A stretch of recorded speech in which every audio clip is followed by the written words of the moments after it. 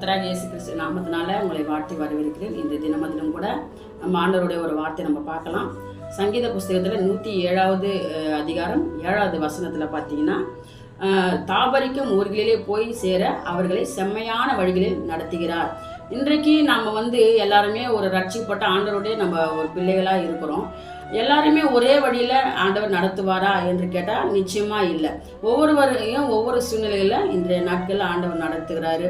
அப்போ ஒரு என்ன சூழ்நிலை பார்த்தா, ஒரு திருமணமாகாத ஒரு காரியம் இருக்கலாம், ஒரு வேலை குறித்து, ஒரு படிப்பு காரியம் குறித்து, ஒரு வீடு கட்ட முடியல, கடன் பிரச்சனை, எத்தனையோ தேவைகள் இருக்கிறது. இன்றைய நாட்களில் நாம் அநேக காரியங்களை குறித்து குழம்பி கொண்டு இருக்கிறோம். அப்படி பார்க்கும்போது ஒரு வசனத்தை நம்ம பார்க்கும்போது ஆதியாகமத்தில் 24வது அதிகாரம் 43வது வசனத்தில் ஈசாக்கை பெண் பார்க்கும்படி எலியேசர் அனுப்புகிறாங்க.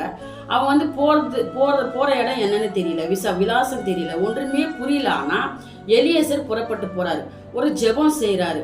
ஆண்டவரே, நான் தண்ணீர் துறவண்டியில் நிற்பேன், தண்ணீர் மூலம் வர ஒரு கன்னிகையை நான் நோக்கி துறவில் இருக்கின்ற தண்ணீரை எனக்கு குடிக்க கொஞ்சம் கொடுன்னு சொல்லும்போது, நீயும் கூடிய உன்னுடைய ஒட்டங்களுக்கும் நான் வார்ப்பேன் என்று சொல்கிற பெண்ணு தான் என் எஜமானுடைய குமாரனுக்கு நியமிக்கப்பட்ட பெண் அப்படின்னு சொல்லிட்டு அவர் சொல்லும்போது, அப்போ ரபேக்கல் நிற்கிறாங்க. அப்போ கர்த்தருடைய வழி இதுதான். அவர் உண்மை உள்ளவர் என்பதனால தான் காரியத்தை சொல்லும் போதே அவர் வாய்க்க செய்கிறார். அப்போ இந்த நாட்களில் கூட நாமளும் எந்த காரியத்தை குறித்து கவலைப்பட்டு இருக்கிறோமோ அந்த காரியத்தை எலியேசர் போல ஜெபம் பண்ணும்போது ஆண்டவர் நிச்சயமாக அந்த காரியங்களை வாய்க்க செய்ய அவர் வல்லமை உள்ள தேவனாக இருக்கிறார்.